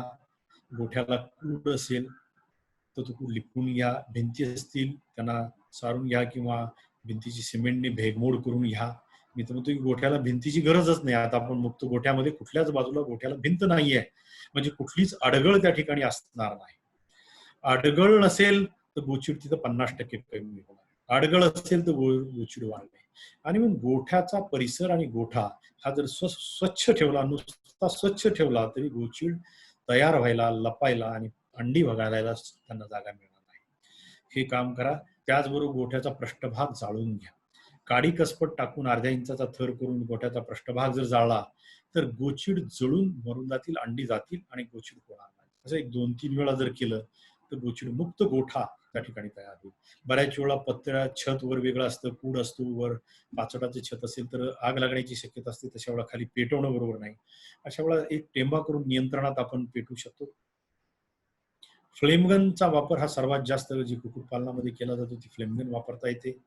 काल सुंदर असा फोटो डॉक्टर उमेश सोनटक्केंनी त्याचा व्हिडिओ एका ग्रुपवरती शेअर केलेला आहे. मी म्हणतो की फ्लेमगनचा वापर अत्यंत परिणामकारक रीतीने गोचिड नियंत्रणासाठी करता येतो. एकच वेळ आपल्याला खर्च करायचा आहे, परंतु ही फ्लेमगनच्या साह्यानं आपण भेगा, सांधी जिथं जिथं आपला कुठलंच औषध पोहोचू शकत नाही तिथं ह्या फ्लेमगनची जी आग आहे ती पोहोचू शकते आणि त्या भागाचं गोचिड मरतील आणि निर्जंतुकीकरण चांगलं. फक्त जे एक्सपोजर म्हणतो आपण तर फार अगदी जोराने आणि वेगाने या फ्लेमचा वापर करण्याऐवजी थोडा हळूवार जर वापर केला तर मी तुम्हाला सांगेन, मला वाटतं की त्या ठिकाणी गोच आणि गोठ्याचं निर्जंतुकीकरण सुद्धा अत्यंत चांगल्या पद्धतीने होईल. त्याचा निश्चितपणे आपण गोचिड नियंत्रणामध्ये वापर करावा. कारण गोचिड हे जनावराचं मी तुम्हाला सांगू इच्छितो, एक गोचिड अर्धा मिली रक्त पितो. अंगावर 500 गोचिड असतील तर पाव लिटर रक्त पितील. 50-52 रुपये किलोची पेंड आणि दुसऱ्या बाजूला या गोचिडाने रक्त प्यायचं आणि मालकाला काही मिळायचं नाही. आणि गोचिडाच्या प्रादुर्भावामुळे किमान 10 ते 15% दूध उत्पादन कमी झाल्याचं आढळलंय. एवढंच नाही तर गोचिडाच्या याच्यामुळे बेचैन जनावर होतं, ताण येतो आणि त्याच्यामुळे त्याला दुसरेही व्याधी होतात. त्याचबरोबर गोचिडजन्य आजार आहेत, ज्याच्यामध्ये थॅलेरिया आहे, अनाप्लाझ्मा आहे, बेबिशिया आजार त्या जनावराला होतात आणि त्याच्यामुळे जनावर बऱ्याच वेळा मरतात. आपल्याला माहिती आहे की ब्युटालॅक्स, बुपारोपिन सारखे 1700 रुपयाची 2-2 इंजेक्शन देऊन सुद्धा आपल्या गायी कदाचित काही लोकांच्या दगावल्या असतील आणि होऊ द्यायचं नसेल तर गोचिड नियंत्रण हे अभियान आपल्या दृष्टीने अत्यंत महत्वाचं आहे. आणि म्हणून ज्या गोठ्यात गोचिड नियंत्रण होईल तिथला गोठा निरोगी राहतील आणि त्याचा मालक हा खऱ्या अर्थाने सशक्त होईल आणि त्याला फायदा होईल. जंताच्या बाबतीत जाता जाता मी एवढंच सांगू इच्छितो की जंत निर्मूलन हे लहान वासरामध्ये आवश्यक आहे, शेळ्यामध्ये आवश्यक आहे, पण मोठ्या जनावरांमध्ये साधारणतः 3 वर्षाच्या वरच्या जनावरांमध्ये जंताची बाधा होण्याचं प्रमाण अत्यल्प आहे. आणि म्हणून मी सर्वसामान्यपणे सरसकट सगळ्या जनावरांना जंताचं औषध द्या असं अजिबात कधी सांगत नाही. गोठ्याची स्वच्छता ठेवा, चारा पाणी हा स्वच्छपणे मिळाला पाहिजे, जेणेकरून या जंताचा प्रसार होणार नाही. वासरांना जंताचं औषध जरूर द्या. पहिला औषधाचा डोस 7व्या दिवशी द्या आणि त्यानंतर महिन्यानी 6 महिन्यापर्यंत आणि 2-2 महिन्यांनी पुढे वर्षभरापर्यंत आणि 3 ते 4 महिन्याला 2 ते 3 वर्षाच्या कालावधी होईपर्यंत. परंतु मोठ्या जनावरांमध्ये विनाकारण आपण जंताचं औषध देऊन त्या जनावराला तुम्ही पाहिलंय की जंताचं औषध दिल्यानंतर त्या जनावराचं खाणं पिणं कमी होतं आणि 2-3 दिवस दूध पण कमी होतं. आणि म्हणून द्यायचंच असेल जंताचं औषध तर अगोदर लिव्हर टॉनिक्स द्या आणि मग जंताचं औषध द्या. सकाळी उपाशी पोटी द्या. आणि मी तर म्हणेल की 99% जंताचं औषध द्यायचं टाळा. शेणाची तपासणी करून घ्या. आज अतिशय चांगल्या पद्धतीने जाणीव जागृती ही सर्वदूर आता होत आलेली आहे आणि आपण आता पशुवैद्यक आणि शेतकरी सुद्धा याला तपासण्याचं महत्व पटलेलं आहे. दुधाची तपासणी असेल, रक्ताची तपासणी असेल, शेणाची तपासणी असेल, हे महत्व पटलेलं आहे. नवनवीन प्रयोगशाळा येत आहेत. आज पुण्यासारख्या भागामध्ये दयाराम सूर्यवंशी सारखा अत्यंत चांगला तज्ञ आज अनेक लोकांना सेवा पुरवतोय. यासारख्या अनेक लॅबोरेटरीज ह्या पुढे येत आहेत आणि त्याचा वापर हा सातत्यानं आपण करणं गरजेचं आहे. या तज्ञाचा उपयोग करून घेणं गरजेचं आहे. थैलेरियाचं निदान करण्यासाठी आपण प्रयोगशाळेत काचपट्टी पाठवली तर निदान होतं. मास्टायटिसच्या आजारामध्ये मी पाहिलेलं आहे की आज अतिशय मोठ्या प्रमाणावर आम्ही अँटीबायोटिक्सचा वापर करतोय, प्रतिजैविकाचा वापर करतोय. त्यामुळे प्रतिजैविक पशुपालक अनेक सेवादाता सुरुवातीलाच अगदी 750 रुपयाचं सेप्टिझाईम सारखं औषध देतात. मग असं औषध दिल्यानंतर त्या जनावरांमध्ये पुढे दुसरं कुठलंही औषध काम करत नाही. आणि म्हणून अँटीमायक्रोबियल रेजिस्टन्स जंतूची प्रतिकार हे जे आहेत अँटीबायोटिक्स जे आहेत प्रतिजैविके प्रतिकार क्षम वाढत होत चाललेली आहेत आणि हे मानवी आरोग्यासाठी आणि पशु आरोग्यासाठी धोकादायक आहे. यासाठी या सर्व प्रतिजैविकाचा वापर तज्ज्ञाच्या मार्गदर्शनाखाली झाला पाहिजे. अनेक पशुपालक स्वतःला औषधं येतात, माहिती आहेत, स्वतःजवळ बाटल्या ठेवलेल्या आहेत म्हणून देतात आणि त्यातनं असे प्रकार घडू शकतात. तज्ज्ञाचं मार्गदर्शन घ्या आणि उपचार करा. प्रतिजैविकाच्या बाबतीत योग्य प्रतिजैविकाची निवड करणं महत्वाचं आहे. त्यानंतर योग्य निवडलेलं प्रतिजैविक योग्य मात्रेत दिलं गेलं पाहिजे. एवढंच नाही तर त्याचा कोर्स पूर्ण झाला पाहिजे. आज एक औषध, उद्या एक औषध, परवाला एक औषध. यामुळं त्या औषधाचंही नुकसान, जनावरांचं नुकसान आणि पर्यायानं आमचं पशुपालकाचं नुकसान होतंय. आणि म्हणून स्वतः अशा स्वरूपाचे उपचार करण्याचं आपण टाळून शास्त्रीय दृष्टिकोनातून योग्य औषधाची निवड करून आपण उपचार केला पाहिजे. मास्टायटिस जर एन्ड्रोफ्लोक्झेशन सारख्या साध्या औषधांनी दुरुस्त होत असेल तर मी म्हणतो की कशासाठी आपल्याला सेप्टिझाईमला जायचं किंवा अजून कुठल्या औषध ते रिझर्व्ह राहिलं पाहिजे उपयोगात आणण्यासाठी ज्यावेळेला हे जनावर दुरुस्त होणार. या दृष्टीनं आपण प्रतिजैविकाचा अतिशय काटकसरीनं आणि योग्य पद्धतीनं आपल्या रोजच्या याच्यामध्ये वापर केला पाहिजे. आणि अतिशय चांगली अशी चळवळ आमचा डॉक्टर संतोष वाकचौरे आहे याच्या नेतृत्वात मी तर म्हणेल की आज महाराष्ट्रभर हे मिशन घेऊन ते लोक काम करतायत की अँटीबायोटिक रेसिड्यू, पेस्टिसाइड रेसिड्यू आणि म्हणजे ज्यातनं आपण ऑर्गॅनिक मिल्क हा कन्सेप्ट आणू शकतो आणि अशा स्वरूपाचं चांगलं तयार झालेलं दूध हे देशाच्या मार्केटमध्ये बाजारपेठेमध्ये सुद्धा उत्तम भाव राहील. आपल्या देशातल्या लोकांचं आरोग्य चांगलं ठेवण्यासाठी उपयोगाला येईल. त्याचबरोबर विदेशामध्ये आपल्या दुधाची आणि दुग्धजन्य पदार्थाची निर्यात करण्यासाठी आपल्याला याचा फार मोठा फायदा होईल. आणि म्हणून सर्व शेतकरी बांधवांनी आपल्या या मिशन रेसिड्यू फ्री अभियानामध्ये सहभागी व्हावं. सर्व पशुधकांनाही माझ्या शुभेच्छा. त्याचबरोबर गेल्या काही काळामध्ये चारा साक्षरतेसारखं अतिशय उत्कृष्ट असं अभियान पशुसंवर्धन खात्याच्या पद्धतीने आणि मला अभिमान वाटतो की माझा विद्यार्थी असलेला संतोष वाकचौरे याच्या पुढाकारातनं अनेक लोकांनी त्याला मदत केली, अनेक लोकांचं सहकार्य राहिलेलं आहे. आमचे डॉक्टर शैलेश मध्य आहेत यांनी सुद्धा ही सायलेजची चळवळ ही आज महाराष्ट्रभर मोठ्या ताकदीनं वाढवली, निर्माण केली. आणि मला वाटतं की गेल्या 2 वर्षामध्ये या 2-3 चळवळीमुळं, या 2-3 अभियानामुळं हे आज तंत्रज्ञान आमच्या महाराष्ट्राच्या कानाकोपऱ्यामध्ये आणि खेड्यामध्ये पोहोचलेलं आहे. हे परिणामकारकपणे राबवणे ही आपल्या सर्वांची गरज आहे. आज मला इथं एक प्रकर्षाने गोष्ट आपल्या सर्वांशी शेअर करावीशी वाटते की आज या जो फेसबुक लाईव्ह वरती हा कार्यक्रम दाखवला चाललाय, त्यामध्ये दुग्ध उत्पादकाचा जो फेसबुक ग्रुप आहे तो चालवणारा आमचा डॉक्टर आरिफ शेख हा सुद्धा अतिशय उत्कृष्ट असं मार्गदर्शन आज 50-55 हजाराचा ग्रुप चालवणाऱ्या ग्रुपवरती पशुपालकांना सातत्यानं करण्याचं काम करतोय.